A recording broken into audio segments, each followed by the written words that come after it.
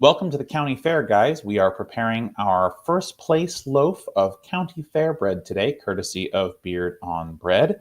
We're going to be doing things a little differently today. We are trying a recipe that does not ask us to proof our yeast, and because my arms are a little sore, I'm going to be doing everything in the standing mixer. So I will show you kind of what ingredients go where, and then I will back up to my stand mixer and show you guys what's going on. Don't worry, the voiceover will cover everything you need to know for this recipe. In addition, we are going to try our politics segment today without the whiteboard. I got some feedback that people want to see my face as I talk, as opposed to seeing a giant whiteboard and a tiny little me. So we're going to try things a little differently today. That said, let's get started. All right, guys, first thing we're going to do is we're going to take 1 cup of our all-purpose flour and put it in our bowl here. Next up, we're combining 1 package of active dry yeast, that's 2 1/4 teaspoons, with some sugar, it's going to be 1/4 cup of sugar. Lastly, we're going to put in our 2 teaspoons of salt. All right. Once we get these dry ingredients together, we are going to give them just a quick mix here, just enough to combine all of them together before we move forward. Next up, we are taking our butter. This is half a stick or a 1/4 cup of butter and putting it in our milk. The butter needs to be cut up into small pieces, and the reason is, oh, by the way, save that wrapper. It's going to be important later. All right, now this needs to go in the microwave.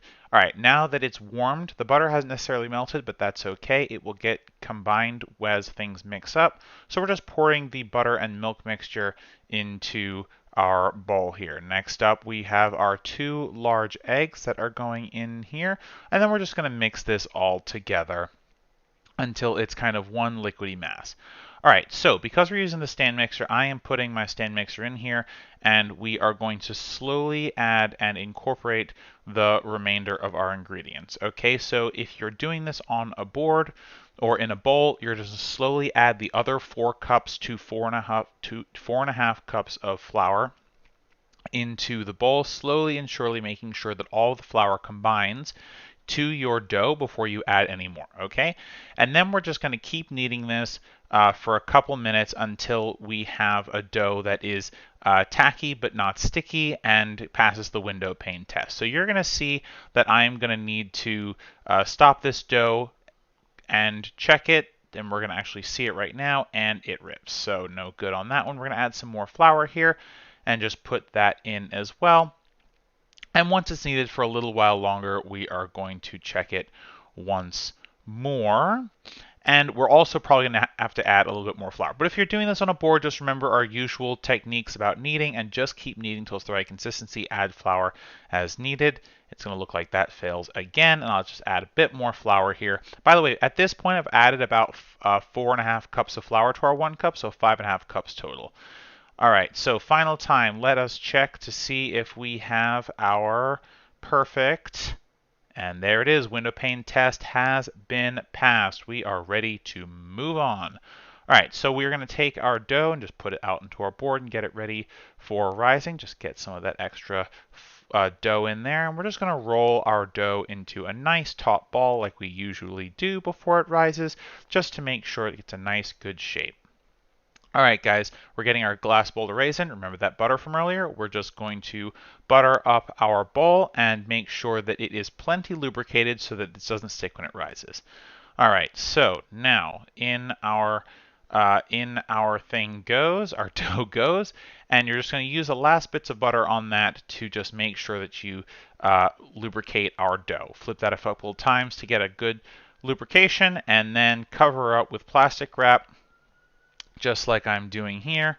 Chuck a towel on top, set your timer for about an hour to an hour and a half. I set mine for an hour and 10, and then move on. All right, so we have kneaded our bread. It is currently rising. I've set a timer for just over an hour. Now we're going to move to our politics segment. As I mentioned earlier, there will be no whiteboard this week. All you will see is my beautiful face and all the rest of me, I guess, and my little kitchen as we talk politics this week. As I mentioned on our Facebook page, starting last week, there is going to be one segment of the show that doesn't make it to the cut-ups to encourage people to join the live and to view the whole stream when it goes up. Okay, So the segment that is not going to make it up this week is I want to talk a little bit about the Holocaust comments that Whoopi Goldberg made. Okay. And the reason I want to talk about this is not because it has some, intersection with socialism or whatever, but it's just one of those things where I feel like there were lots of problems with kind of how things went down and whatever. So as you may know, Whoopi Goldberg was on The View. It's what she does. And she made some comments about the Holocaust. Specifically, she said the Holocaust wasn't about race. It was about how people treat other people. It was about how man treats their fellow man. And first of all, let's just stop there before we go on to any more of how this saga unfolded.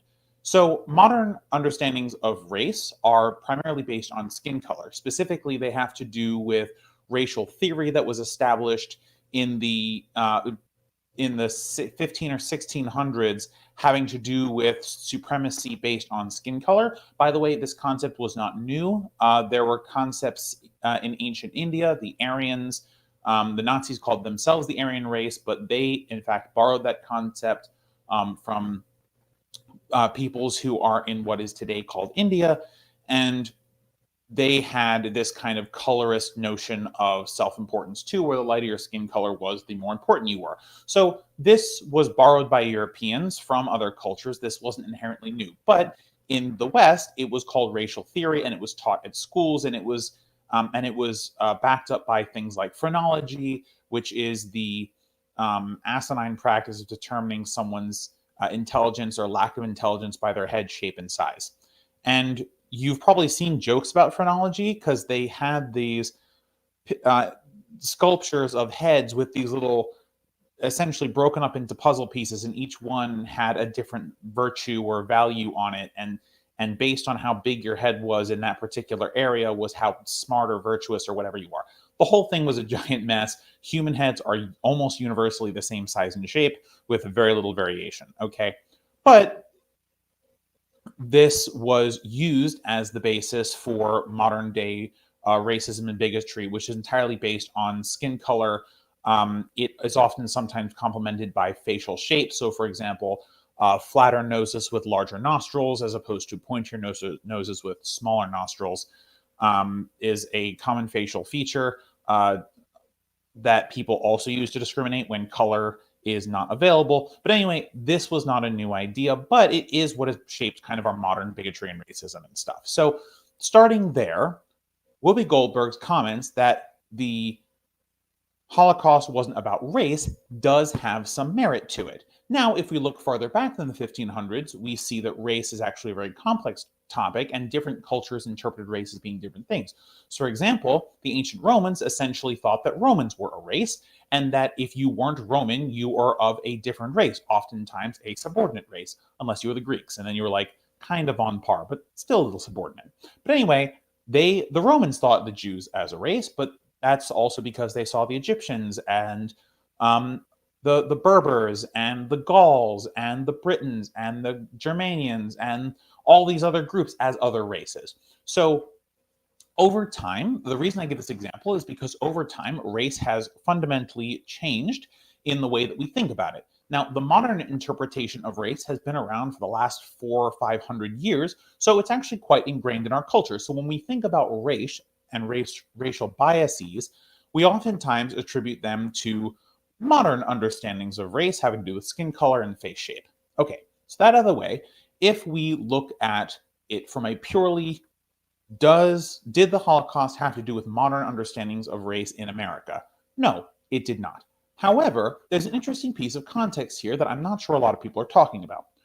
When the Nazis were debating the final solution to the Jewish question, one of the things, and the propaganda that they had up until that point, because the mass execution of Jews actually didn't start right away, despite what you may have been taught, there was a constant dehumanization of the Jews and an attempt to characterize Jews as a race, more importantly, an inferior race, der Untermensch, right? The under people, as opposed to der Übermensch, the upper people, or the greater people, or the best people, which were the Germans, the Aryans, whatever they wanted to call themselves. So there was an active there was active movement on the part of the Nazis to make themselves out to be a race and to make out other people who were not them part of an or multiple inferior races. And one of these inferior races were the Jews, right? So the Nazis actually crafted this as if it was racial politics.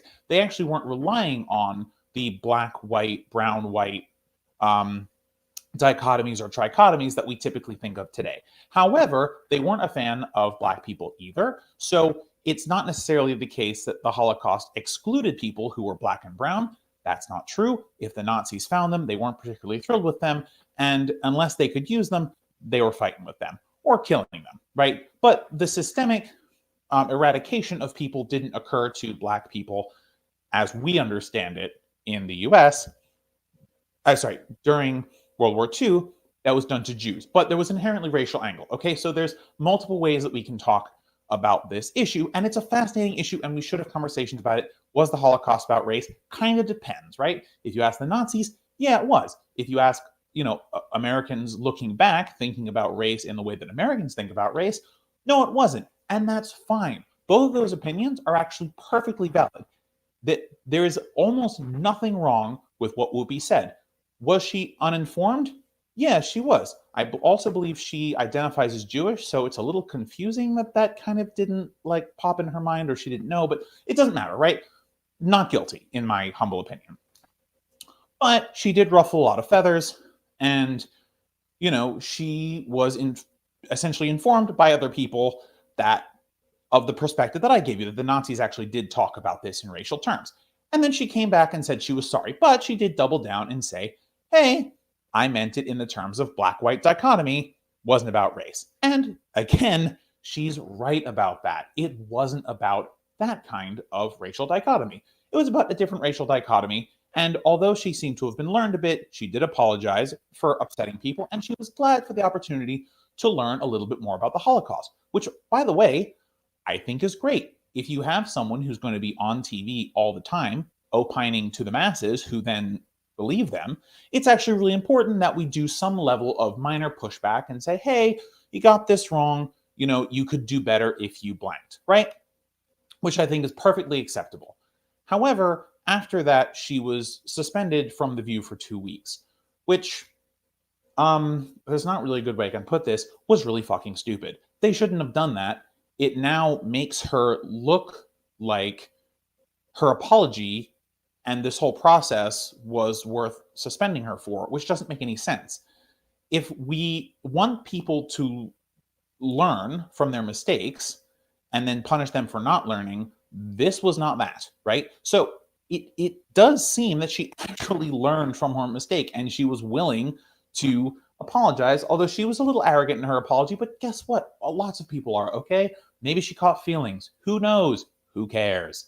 So I think it's important that when we're looking at who to cancel or who to suspend or whatever it is, I think we have to kind of look at the result of whatever it is that we're planning on doing, because the way that all this was handled was really stupid and doesn't actually encourage people to learn and grow.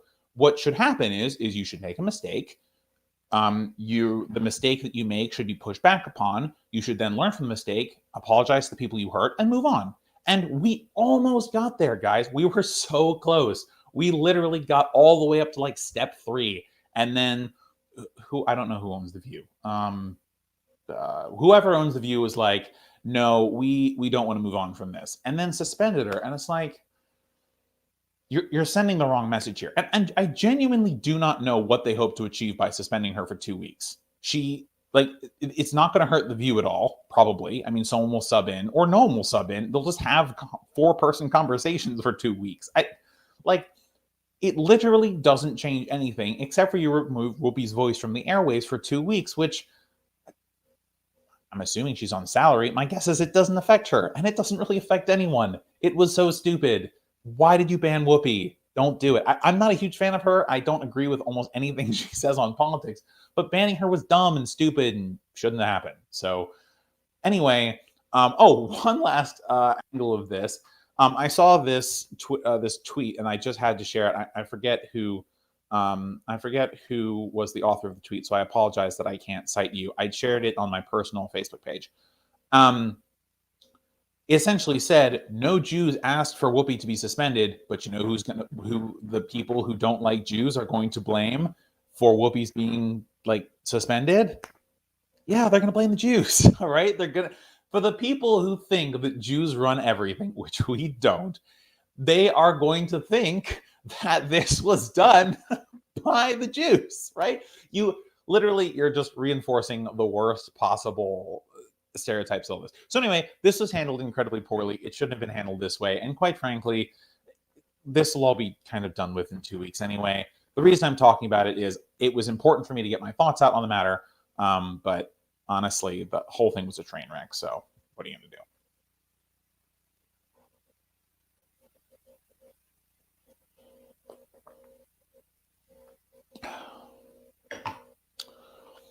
All right, chugging right along. Last week, I spoke to you all about CalCare. I think it was last week. We talked about CalCare and how it was going to bring Medicaid for all to California. And I was talking about how exciting it was going to be that, it was looking like passing. California is a one-party state. It really looked like it had momentum. And then it could pair with a bill coming through the New York State Legislature, State Assembly, I think it's called. And then we could have the two biggest marketplaces having Medicaid for all, which would create an immense amount of pressure for other states to follow suit, right? I talked about all that. It was very exciting. I was super pumped. But I have a follow-up to this, and it's bad. So CalCare is effectively dead. So the way this happened was the governor of California, Gavin Newsom, essentially stepped in at the last minute and called the whole thing off, or had his proxy in the California legislature call the whole thing off. So this is essentially dead through the legislative process. By the way, the people who ended up killing the bill have taken an incredible amount of money from pharmaceuticals, from insurance companies. So if you need to know who's responsible, that's who's responsible. But also, this is kind of interesting because Governor Newsom actually ran on Medicaid for all. He more or less ran on CalCare. And, when he was asked about CalCare dying, he kind of gave a wishy-washy and he's like, I'm in favor of single payer, but I haven't read this bill and I don't know. And all over the place. It was a giant mess. So it is dead in the legislature. And the reason I keep saying in the legislature is because California actually has this really great process where they can pass things through referendum. Lots of California's most popular and actually unpopular bills have come through referenda. And California has a really strong history of doing this. And by the way, it's not like CalCare got to where it is just because someone had an idea one day. Organizers on the ground are working really hard to make sure that CalCare had a chance to get through, had a chance to make it to the legislature in the first place, now for the second time. So essentially, one of the things that they can do is they can just reshift their efforts. Now, it's going to be a huge endeavor, and it's going to be very hard to do, and they will need lots of money. So look up the groups, donate to them, the drill.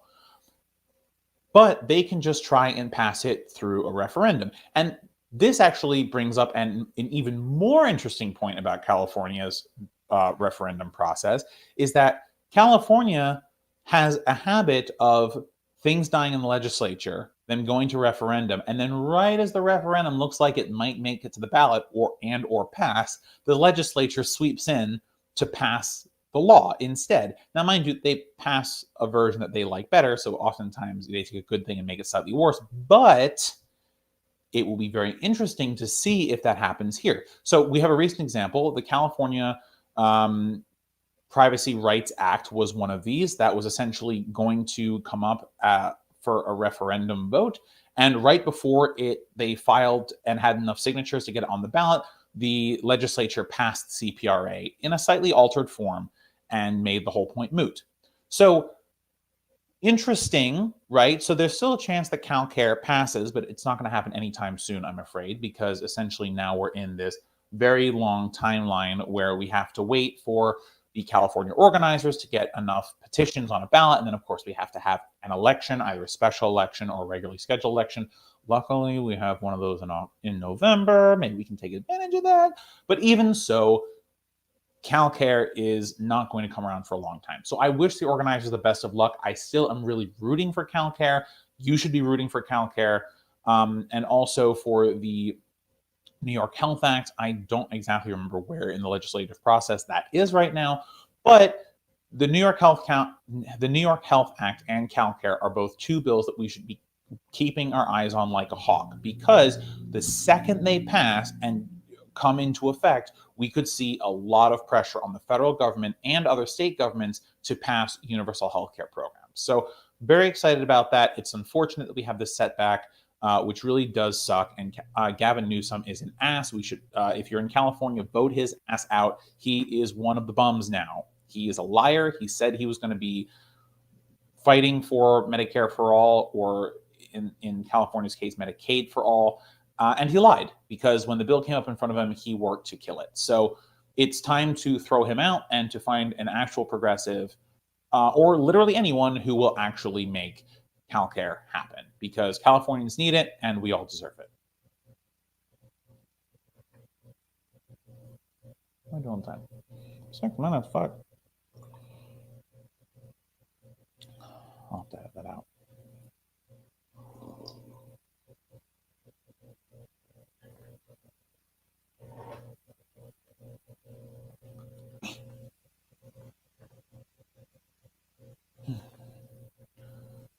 So, update on the coronavirus vaccine situation. So, as you all know, the coronavirus vaccine situation is very bad. Not because there are no vaccines, and not because there aren't billions of doses being created and unfortunately large portions of those being thrown out. The scenario is very bad because rich nations have essentially bought up or eaten up all of the doses, and poorer countries have had almost no opportunity to vaccinate their populations. And this is because the patents on the coronavirus vaccines that have not been waived by the WTO, and essentially, even though Biden said he was going to do it, we have entered a rotating villain game where now it's the German government who is holding it up, but Angela Merkel is actually about to be on her way out, so maybe this presents another opportunity. But even if it does, I can almost guarantee some other member of the WTO will raise their hand and say, well, we like American pharmaceutical companies to rake in billions of dollars. So at any rate, that is the situation. Now, there was a theoretical fix for this. The United Nations had established the COVAX program, which was going to use money that it received to buy up these COVID vaccines and to donate them to the developing world. And they were able to donate about 1 billion doses, which is great, but it's way shy of where it needs to be. For context, they probably need about 15 billion doses. So they worked for a year and a half and only got 1 billion out. A year, and it just really doesn't look good on them. Well, now there are additional problems for the COVAX program because they have run out of money. In fact, they have asked people to stop donating vaccines to them because they no longer have the ability to distribute those vaccines because they can't buy PPE or syringes. So this is really frustrating because this was kind of the hope of a lot of poorer countries, was to take advantage of this COVAX program and receive vaccines either for free or at a discount that was being kind of funneled through this program. And it has now essentially collapsed. So the program is essentially done. There is essentially no way now that COVAX can continue its mission at all in any country. So this underlies a fundamental truth that I discussed very early in the pandemic, and I still hold true to. This cannot be a charity case. It literally cannot work that way. There are so many reasons why this couldn't work, but now we see that it doesn't work. And it now becomes more imperative than ever for people to demand that their government force the patents to be overridden, or, you know, we have to hope that countries are willing to, find ways to get these vaccines, either in spite of the patent protections, or by reverse engineering some of the vaccines. Now, there is some tiny positive news here. There was a report earlier today. I forget where it was. I think it was Korea, but I'm not positive. That somewhere was able to reverse engineer the Moderna vaccine and has started producing those doses. But guys, we're 2 years into the pandemic. I mean, at this point, the situation we're in is such that, millions and millions of people have been infected. There are serious concerns about whether Omicron or whatever the next variant is are going to even, be affected by the vaccine. So we were running on a really tight clock to make sure that we could vaccinate the world, and we just didn't do that. We left it to charity, and then the charity essentially died. I mean, it's just so frustrating to talk about this, because those of us who kind of saw this for what it was, I mean, you're lucky I'm not pulling my hair out or anything on the show here, but essentially, and look, I advocated for COVAX, right? You can go back and see the videos. I advocated for COVAX. I was excited about COVAX, but truthfully, charity was never going to do this. You had to release the formulas for the vaccines so that every factory that could possibly make these vaccines would be making them, and then as much as possible distributing them to people who needed them. I mean, can you imagine? We would actually be out of the pandemic by now. I am fairly confident that we would be out of the pandemic by now if it wasn't for the greed of U.S. pharma companies. And by the way, not just the greed of U.S. pharma companies, also the incompetence of the Biden administration and the Trump administration too. We put, as a government, as the United States government and the taxpayers, a ton of money into creating these vaccines. So if we have taken all that time and money to do that, it's partly ours, right? If you're the government and you're giving money to someone, it's got to be conditional, right? There has to be some reason you're giving the money away. Now, maybe in the US's case, we were giving away the money so that we could be first in line to get the vaccines when they were available. But truthfully, we should have been doing it so that we could own the patent rights and then give them to whoever we want. Now, mind you, I still think the US would have abused that. Truthfully, there should have been no patents on these whatsoever. But it's really difficult to kind of get to a situation where you have it perfect like that. So, and look, if the US government held the patents, the U.S. citizenry could actually exert pressure on the government as much as we're able to in this very rigged system that we live in here, and try and get it to be so that the vaccines that the formulas that were owned by the U.S. government in this hypothetical could be sent to other places so that we can end the pandemic, right? People keep talking about how they're sick of masks, sick of pandemic, that it's been too long, that it's annoying, it's frustrating. Yeah, it is. All of us are frustrated by the pandemic, but truthfully, it is the fault of a very small group of people that the pandemic continues to happen. And by the way, could still get worse. I have made this point 100 times. I will make it again.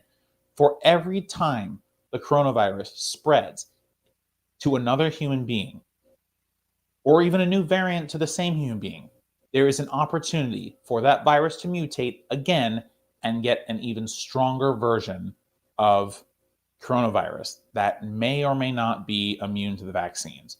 We are playing an incredibly dangerous game. And COVAX was supposed to help with that, but it didn't. And now it's done. So truthfully, we are running out of time. Once again, look, I'm vaccinated, I'm boosted. If you're vaccinated and boosted, good on you. If you can get the vaccine and the booster, please, for the love of whatever you believe in, get vaccinated. It is the best protection you have. I told you guys a couple weeks ago on the show, I had COVID. It sucked, but I'm alive. I'm still here, right? But if there is another version of coronavirus out there that can beat the vaccines, mean, me personally anyway, I know that my life is in danger, but I shouldn't be the example that you follow, right? There's tons of people out there whose lives are in danger. So if we really want to end this, as many people as possible to get vaccinated, which means that we have to push really hard for vaccines to be made available to everyone, no matter where on earth they live. Everyone needs vaccines. It's so frustrating that we're still fighting through this. And it's even more frustrating now that COVAX is gone. We are now waiting on the charity of individual governments to send vaccines to places where they're needed, or for the rotating villain game of the WTO to end. And neither of those look particularly promising. So this pandemic will continue, and I don't know how long it will continue. Maybe we will let it get endemic. Maybe we'll let it keep killing people. I don't know, man. It's really frustrating. I really wish it wasn't like this, but here we are. Charity doesn't work, okay? Systemic change works. Yeah, that's all I got. This sucks.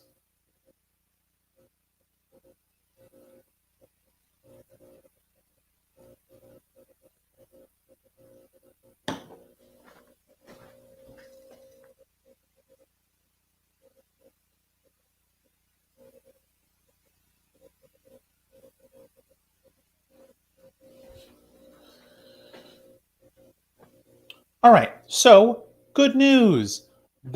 So originally this story was going to be about 2 Philadelphia Starbucks locations that have filed for union to become a union, but as of this afternoon, Friday afternoon, yesterday by the time you see this, there 2 more filed to become unionized, which is amazing. By the way, when I talked about the Starbucks union effort a week or so ago, this is what I was talking about with the dominoes starting to fall. As soon as there were successful unionization drives in these Starbucks stores in Buffalo, it was only a matter of time before other stores started to file. And as of today, to the best of my knowledge, there are 56 stores throughout the country that have filed for to become unions.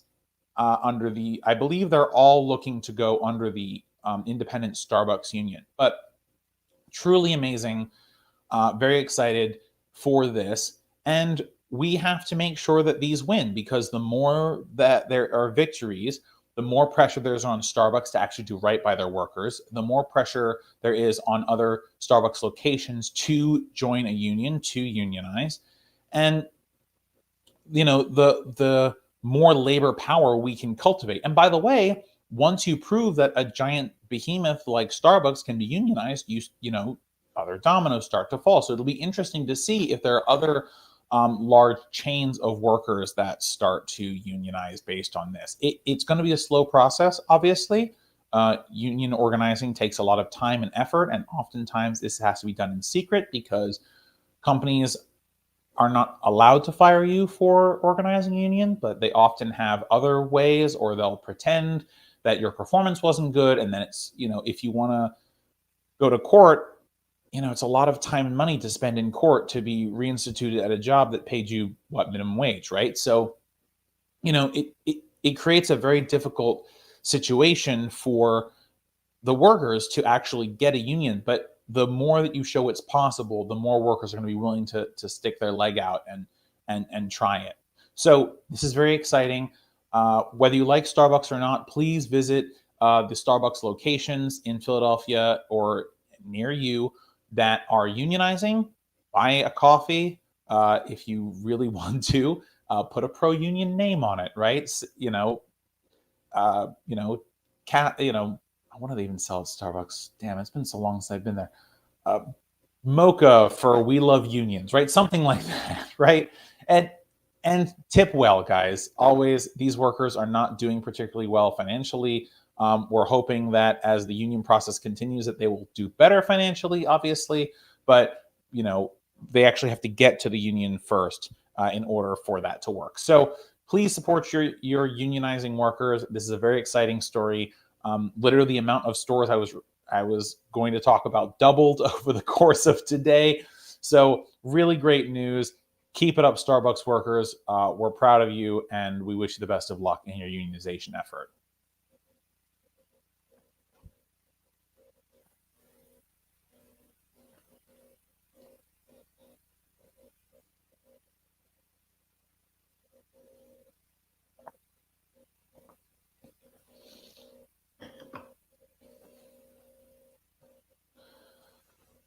So, speaking of unionization, I wanted to talk a little bit about the economy.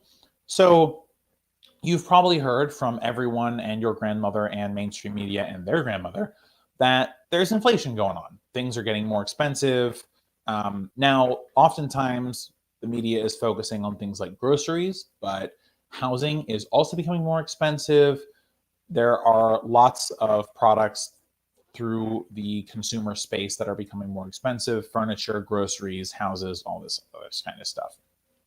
So, part of the reason that inflation is bad is because it makes the amount of money that you take home worth less than it was beforehand, right? So if you take home $600 a week and you're used to buying $100 worth of groceries for you and your family, if that amount of groceries, I've got something in my eye here. Apologies, guys. If that amount of groceries becomes $150, then you have that many fewer dollars left to do whatever else you need to do, right? So, and this can really add up. So in the hypothetical I just gave, now at the end of the month, instead of having, $2,000, you now have $1,800, and that adds up a lot, right? So maybe that hurts your ability to pay rent, maybe it hurts your ability to pay other bills. So we're concerned about inflation for this reason, right? Your take-home pay becomes worth less than it was. So what do we do about that as workers, as people who have to work for a living? Well, so the new year just came. Many people who work ask for cost of living adjustments or small raises between years. It doesn't have to be between years. It can be on your work anniversary. It can be literally any time. But if you haven't done so yet, I highly encourage you to look at what your employer offers in terms of cost of living adjustments. They might call it something else. They might call it merit raises. They might just call it annual raises. Whatever it is, you want to get a sense as soon as possible about how much it is, if it's a flat amount, which is very bad, by the way, a flat amount, I mean, or if it is an amount of money relative to the amount of money that you are currently making. And if so, it's actually very important for you to know that too, because essentially what's going to be happening now is, even if your pay increases, you need to make sure that the increase in your pay is large enough that it is more than the amount of inflation. Because if you are, if you get a 6% raise and inflation is 6%, you actually didn't get a raise at all, right? Whereas if you get a 3% raise and inflation is 6%, you've actually lost money on your paycheck. So what you're looking to do now, if you've got the 6% inflation, and by the way, I keep using that number because that's more or less where things are on average. Obviously, it depends where in the country you are and where in the world you are, but 6% is a pretty good average, and I've seen that number repeated a bunch of different places. So I'm going to use 6% because I think it makes the most sense. So if if inflation is 6% and essentially the cost of goods and services rose 6% last year, well, then you need something that's greater than 6%. Now, maybe you're looking at like 7%, but you should probably look for like a 10% increase, right? Because that way you have covered inflation, but you also got a little bit of bump too. And by the way, annual raises aren't just a matter of, your salary or wage should keep up with the amount of inflation. It's also an indication from your employer that the experience that you have accrued and the goodness at your job that you have accumulated over the course of the last year, or however long you were at the company, is worth something to them, right? And that they are willing to pay to keep you on. Now, unfortunately, not a lot of companies operate this way. And, big companies that pay as little as possible, Starbucks, Walmart, Amazon, what have you, oftentimes they are relying on you being a replaceable cog. You come in, you work for as long as you possibly can, until you either burn out, give up, or die. And then they just replace you with someone else. And they don't value that experience because the job that they think that the job that they're asking you to do is not worth spending the time and effort on you, and the time, effort, and money on you to actually invest in you and your career growth and your ability to make the company more productive. And by the way, most workers have some level of pride in the work that they do, right? Not everyone loves their job, and that's fine, and it is what it is. You don't have to love your job to take pride in it, but it's something that you do, right? And that someone expects of you, even if that thing is something you don't enjoy. So oftentimes you put into it as much as you are willing to put into it, and oftentimes people feel some level of pride in that work. So a company investing in you is saying, "Hey, we appreciate that you take the time out of your life to do this for us, and because you have learned to do it, you make the company that much better." And then they're rewarding you for that experience. They're rewarding you because the company is doing better, what have you. Now, unfortunately, this isn't the case in a lot of places, and it's very difficult to secure raises. But if you have the ability to talk to your manager, to talk to the people who control raises and things like that, or to put pressure on management, then it's really important that you go ahead and do that, right? That you work with your other coworkers, or you can even do it anonymously. There's no requirement that you know, offer yourself up as a sacrifice, right? Because as soon as you start asking about raises, you know, it's entirely likely that you are punished or fired. But you know, if there's a town hall at your work, or if there's, you know, if there's a meeting, a regular meeting, or a suggestion box or something, try putting pressure on your employer to make sure that not only are they increasing your wage or salary, but they're doing so in such a way that it actually tops over the amount that inflation is, again, around that 6% number. Because if they don't, they are essentially stealing from you. And this is especially true because a lot of the inflation that is being created right now is companies who are raising their prices artificially. They don't necessarily feel the pain of inflation, or, you know, the quote unquote labor shortage, or the issues with supply chain. Oftentimes they're just seeing that, hey, there's a lot of talk about inflation. Why don't we make our prices go up because inflation, right? So in those cases, especially, you should be asking for more money because clearly they have the ability to pay you more money. But, you know, even if you're not in those situations, the company gains something by your experience. They gain something by your ability to do the job better, to not have to constantly retrain people all the time for the job. And I don't, that's regardless of where you work. I don't care if you work at Amazon or Starbucks or the banks or in the government or whatever. The longer you are at somewhere, the more experience you have, and oftentimes the better time to do the job. Politicians accepted, for the most part. So you should be rewarded for that experience, and as much as possible, please put pressure on your employers to prove that they value you. Now, unfortunately, you know, an employer might show their hand that they actually don't value you, and it's hard to get a new position right now. So, you know, I don't envy you if you're in that position, but at least try, right? I think it's worth trying, because if not, essentially what's going to happen is it will become harder and harder for you to pay your bills, to do what you need to do. And last point here, too, there is kind of a time sensitivity to this, and not just because I think inflation will get worse, or because inflation could get worse. But the reason there's some time sensitivity here is because if you have student loans like I do, the government has kindly reminded us that on May 1st, we have to start paying those back again. So that's just another bill that you're going to have in your life. So if you can secure a raise, better do it now.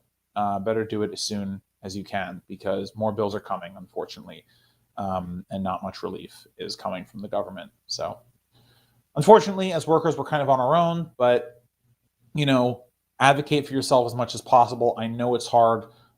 Find a way. Hopefully you can do that. And, you know, for anyone who's looking to get more money out of their employer, I wish you the best of luck. Really, I do. Because we need it. And by the way, you deserve it.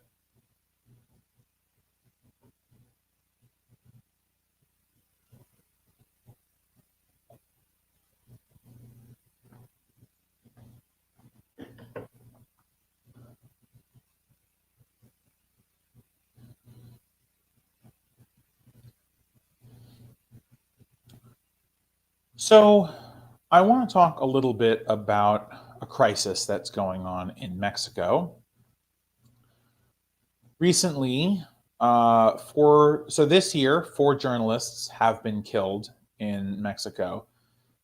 Mexico is consistently rated one of the most dangerous places to do journalism. The journalists that are targeted are typically covering the government or corruption. And the reason I'm covering this now is because the woman who was most recently murdered outside her home had actually asked the president of Mexico for protection. She had gone to a press conference that he was holding and had asked, "Hey, my life is in danger. Can you protect me?"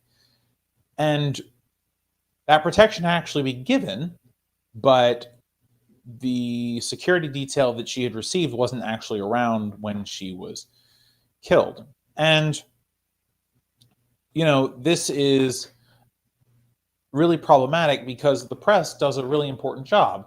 Now, they don't always do that job, and they don't always do that job well, but in theory, we really need to protect the press because the press is essentially the only outlet that we as citizens of countries have to get information about our governments and to challenge our governments in non-election years, right?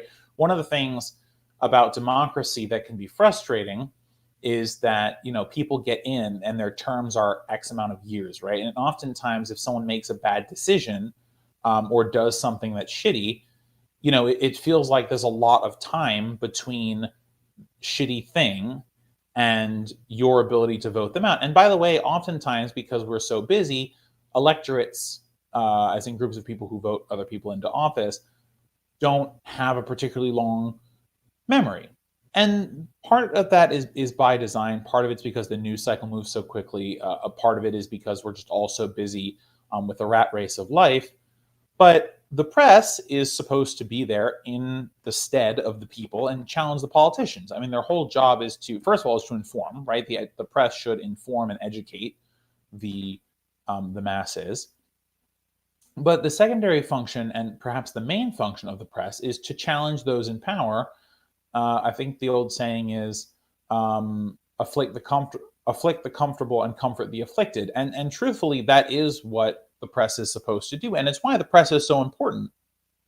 Now, I've talked about the issues with corporate media and the mainstream media in the United States before, and I still hold those values to be important, but that doesn't mean that we shouldn't have a press. The solution to that is for there to be better press, for there to be press that is not tied to corporations, to that press that has incentives to challenge power and should get their ratings and should get their goodies from challenging power as opposed to kowtowing to power, right? Every time the government does something bad, someone should be questioning it. If it's bad from a right-wing perspective, then the right wing should be questioning the government's bad. From a left-wing perspective, the left-wing media should be challenging the government. If it just kind of seems like a bad thing overall, then most media should be covering it. And that flow of information and that challenge allows us as citizens to help hold our politicians accountable, not because it's something that we're really going to be able to take advantage of when we actually go back to the polls, but media scandals that get big enough news get people talking. Sometimes it can lead to resignations. I mean, occasionally the press can actually lead to direct action on something. And by the way, the opposite is true too, right? If the press is not looking at anything, it's very difficult for there to be accountability. The Flint water crisis is actually a really great example where there was very little media coverage of it for most of the crisis. By the way, the crisis is still ongoing. Please go subscribe to Status Coup by Jordan Chariton if you want more information on the Flint water crisis. He has been covering it religiously. He does a great job. He's talked to lots of people. And he's uncovered all sorts of nonsense having to do with the Flint water crisis. But, if the media doesn't cover an issue, then you're not likely to hear about that issue. But if the media does cover an issue, then you are very much likely to know things about it And by the way, sometimes the populace does have a long memory, right? And you can actually hold someone accountable for one particular bad thing that they did. But even if you don't hold them accountable, right? If in an electoral sense, you can hold them accountable by protesting, or you can write them a letter or an email or what have you. You can the press, the media allows the populace to have enough information to be engaged in democracy. And essentially, if you don't have a media, or if you have a media who is controlled or has bad incentives, you run out the ability for the citizenry to meaningfully interact with their politicians between electoral cycles. And although it's difficult to organize people to do things, there are lots of organizations out there that that care about causes that are constantly looking for this information. But they can't always have this information either. So the press also helps these advocacy organizations manifest their will and allow their subscribers or email list recipients or whatever it's going to be take the actions that they need to do. The media can increase and decrease the salience of particular issues. So I started this segment talking about Mexico. And the reason is because, and the reason is, as I stated earlier, is just because it's so dangerous for journalists, and there doesn't seem to be any justice being gotten for those journalists when they're killed. And essentially, what that does is it disincentivizes good journalism, and it incentivizes people to look the other way when there is corruption or where there's bribery or where there's something controversial, because they're afraid that someone will come after them, and there will not be any justice done, even if they are, even if the person is hurt or killed in the process of all of this. So we need to protect the press. I think Mexico offers us a dangerous window into what happens when you don't protect the press, when the media is essentially, killed without any justice, right? You start to see there are probably fewer and fewer of, I imagine there's probably fewer people who are trying to cover this beat now, this news beat, because it's just too dangerous. And by the way, I want to end this with one super, super sad story. And I don't have the picture of it, but the woman who was just killed, her dog is still waiting for her to come back. Her dog hasn't left the gravesite. It's really sad, guys. So if you don't care about this story because you don't care about press freedom, do it for all the dogs of all the journalists out there. It's a terrible reason. But seriously, guys, we need the press. We need to protect the press in this country and in all countries. And I hope that no matter what side of the ideological spectrum you fall under, you recognize and value the contribution that the press makes. Because if not, we don't really have any way to be active participants in our government, regardless of what government type that is.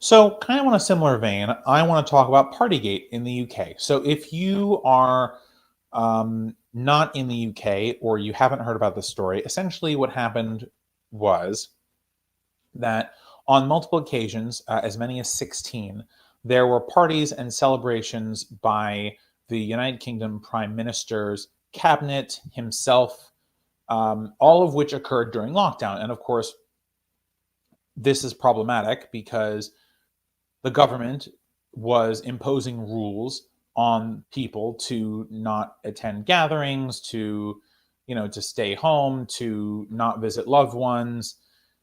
And meanwhile, the leader of the country, who's actually set these rules, is having soirees and boozy parties and is not following any of the rules. And essentially, it's quarantine for thee and not for me.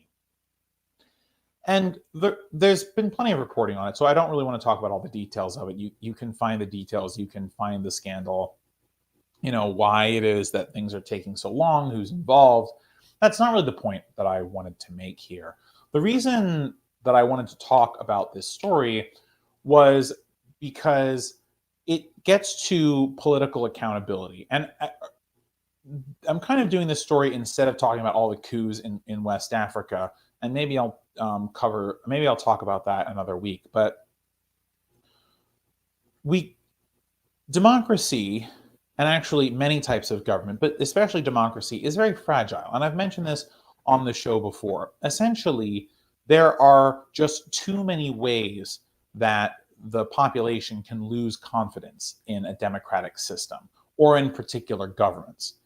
And part of why the rule of law works in general is because, especially in a democratic context, is because people understand that rules are universally applicable. Now, we could go down a whole rabbit hole about how they haven't been, or how there's been bills of attainder, which is essentially laws that pertain to certain people or types of people, or, there's all sorts of ways that you can undercut that argument. But just starting from a fundamental basic level, laws work because we, as a society, have agreed to the social contract under which we follow laws, right? And the social contract typically is, we follow laws and pay taxes in exchange for government benefits, safety, and all sorts of stuff, right?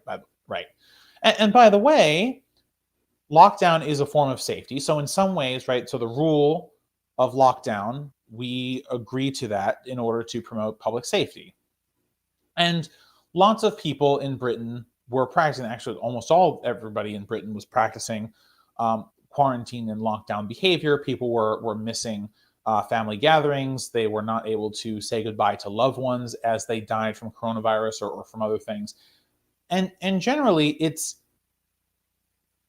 just a depressing and sad situation. So when you have someone at the top who says, well, rules for you and not for me, I don't care. I'm going to do what I want. And we're just going to kind of keep this hush hush. Nobody has to know. You start to lose confidence that the system works for you. And as soon as you start to have those thoughts of doubt creep into your mind, there's a lot of places for them to go, right? You can say, obviously, and perhaps ideally, you limit your lack of confidence to the current administration of the country or the current governing party. But, it's also possible to start seeing more things in a negative light, right? And to start looking, and by the way, I'm not saying that people shouldn't be skeptical of their governments. You absolutely should be. But I don't think cynicism is helpful.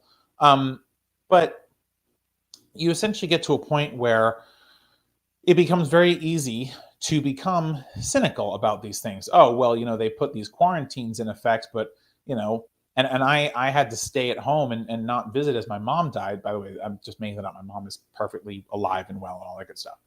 But, if you're over there, maybe that's your thought process. You're like, oh, well, this whole system isn't for me. And then you start looking for other systems and other systems of government, or, best case scenario, right, you start looking for other politicians to vote for. But, if this becomes a pattern and you see that multiple parties in the systems are reacting this way, and you start to see that political accountability doesn't exist, you don't have to be in the UK, this could be anywhere, you start to wonder about whether the system that you have that is meant to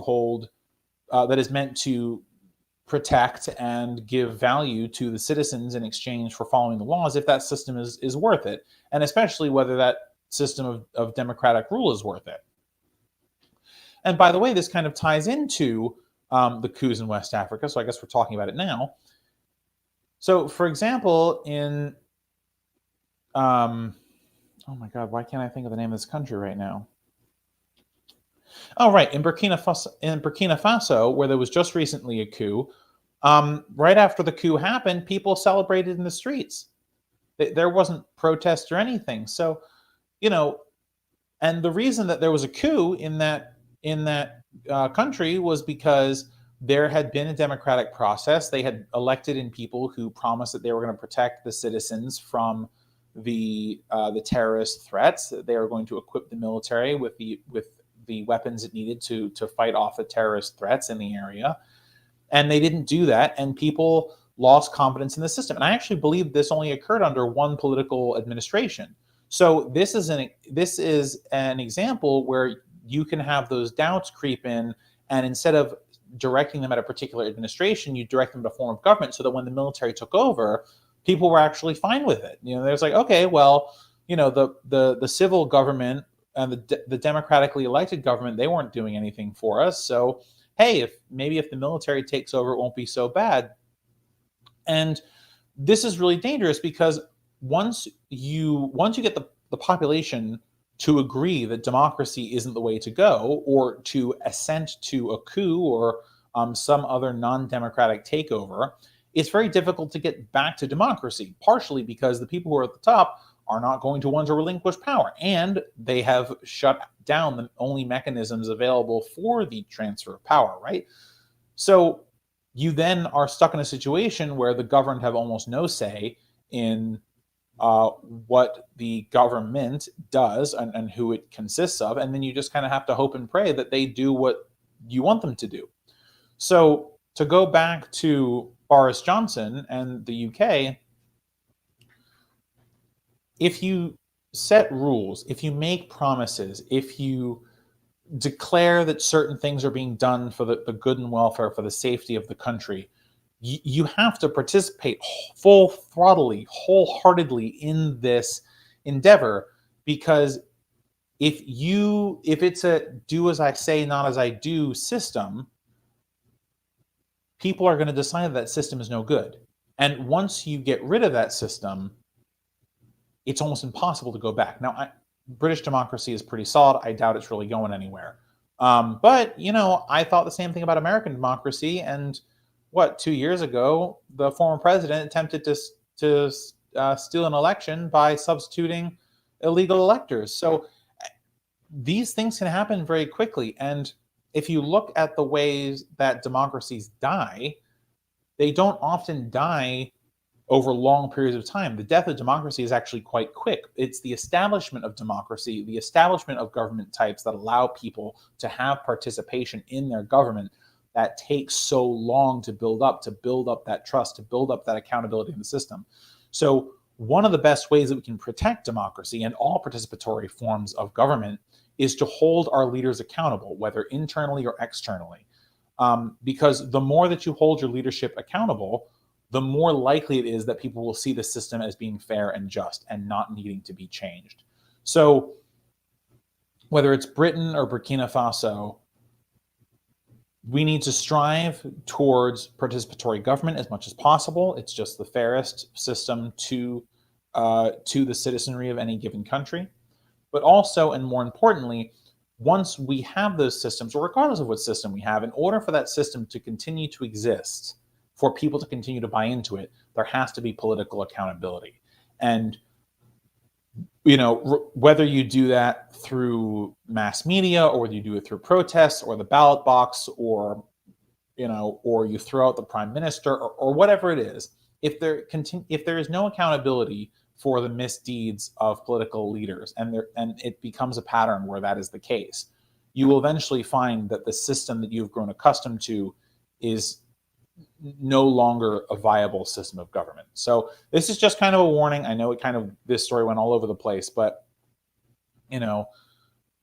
hold people accountable that need to be held accountable. And for God's sake, get rid of Boris Johnson. God, he's awful. Oh my God. Just get rid of him already.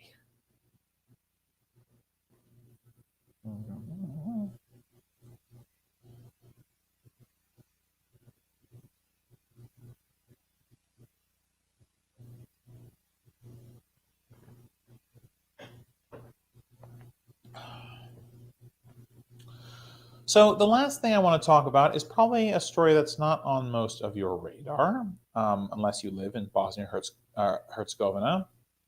So right now, there is a political crisis unfolding in Bosnia Herzegovina, and this political crisis comes from is kind of rooted in the system of government that they have. So let me start by outlining this. And by the way, Al Jazeera Start here did a great analysis of this. I highly recommend you check it out. It is where I'm getting some of my information. So Bosnia-Herzegovina has a tripartite leadership and governance structure. There are 3 presidents. one from each of the major ethnic groups, the Bosnians, the Serbs, and the Croats. Serbs and Croats not to be confused with Croatians and Serbians. Similar, not the same. Bosnians, you can figure that one out. So essentially, right now, the Serbian president has decided that he feels that Serbs are being treated, the Srpska president feels that Serbs are being treated unfairly and has essentially decided that he's going to use his power to pull out of state institutions. And by the way, the state institutions are also kind of broken up along these ethnic lines to kind of make peace. So it's a very complicated system. But the reason that I'm talking about this, other than it's kind of an interesting tidbit in European politics, is that the reason that this whole system exists, and by the way, there's a part of the system that I haven't told you about yet. The whole reason this system exists is because it was put in place by the European Union after the fall of Yugoslavia. And the missing piece of this government that I have not yet told you about, which sits on top of the three presidents, is a viceroy. And the viceroy is not a Bosnian, is not a Serb, is not a Croat. It's a foreigner. So what is interesting about this is that you have a system that has been externally imposed on this nation, and you have the head of this government who is not a member of this nation, who is essentially deciding who stays and who goes and what happens, but is not living in there. Essentially, Bosnia-Herzegovina is like a European colony. In some sense, they're not really free. And it's not to say that multi-ethnic, multi-partate systems can exist. They do, and there isn't really a problem with them. Belgium is a great example. But the thing that's interesting is that you actually have to come to this agreement on your own, right? So, by the way, one of the reason that Yugoslavia fell apart was because the dictator that was keeping it together with an iron fist died, and then there was a power vacuum, and then people kind of fought however way they wanted, and it led to terrible wars and a genocide in Kosovo. So that obviously isn't the way to do it. But then you have external factors come in and say, hey, you nation Bosnia-Herzegovina, this is how you're going to run your show. And by exerting that external pressure and essentially creating a government from scratch, you're depriving the people of self-determinism. Now, self-determinism can be difficult, and oftentimes this is a conversation that puts the left in a weird place. On the one hand, we want peace and we want there to be stability in the nation. On the other hand, we want people to have their own.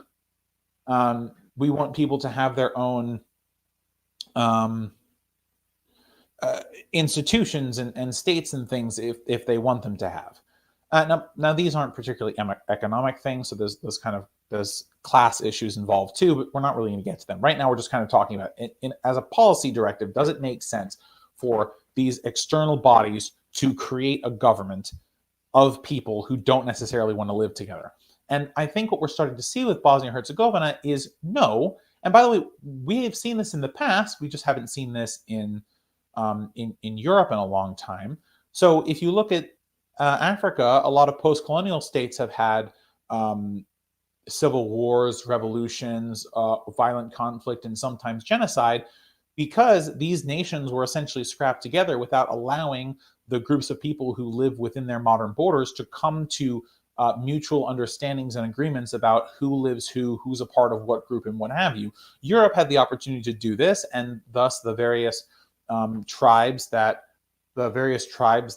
were living in what is now France became the Gauls, and that became France over time. And same thing with Germany. They had a war, but they did all kind of come together and become Germany, the many principalities and Bavarian states. Many of these countries, and the most stable countries, actually have the opportunity to come to the conclusion of their stability on their own. And it's difficult with the Bosnia-Herzegovina situation because of the history of the region, and there's been so much violence there. But if you impose a system on them without allowing them to reach an agreement about how they want to live or where they want to live, if you impose that on them, you have taken away their ability to create that peace between them and their neighbors. And what you've done instead of quelling tensions is just buried them. And you don't know how long you've buried them for when you do the digging, right? But at some point, this system comes back to bite you. And I think we are seeing this in Europe for the first time in a long time, but this phenomenon isn't new. And I think it's really important now that those nations that want to be involved in the process, who want to mediate, should do just that, right? I think the position of viceroy and the tripartite government in Bosnia Herzegovina is probably very flawed. I think there are real problems with having an external mediator within the government. You know, that doesn't actually live there, right? I'm not decrying systems that have, you know, an external, as it were, head of state who, you know, fires the prime minister and brings on new prime ministers and stuff like that, like having a president, a prime minister. But, you know, that system works because people elect the president, right? Like in France, for example.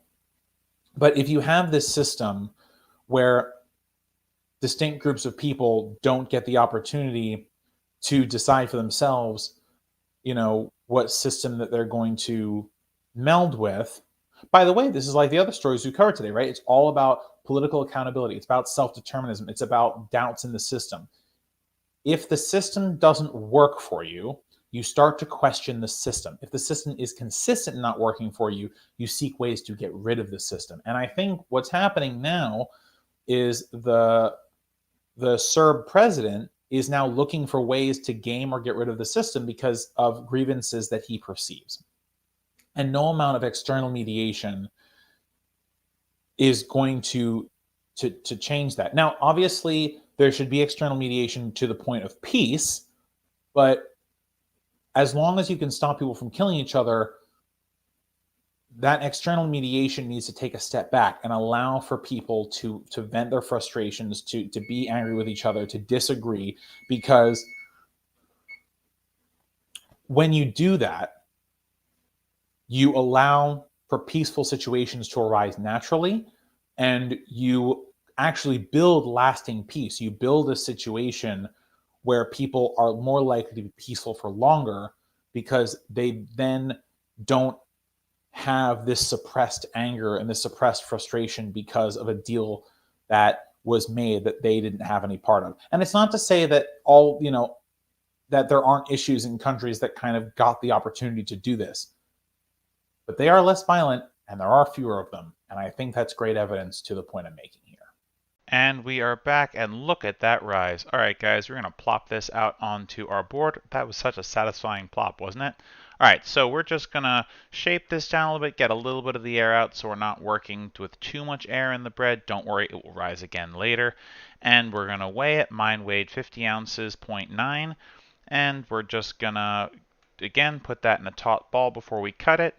And we're going to divide these by weight. So just make sure you're measuring these until you have 3 of them. We are now going to roll each of these out into long strands. The whole point here is you want to make these strands as long as you can possibly make them for all 3.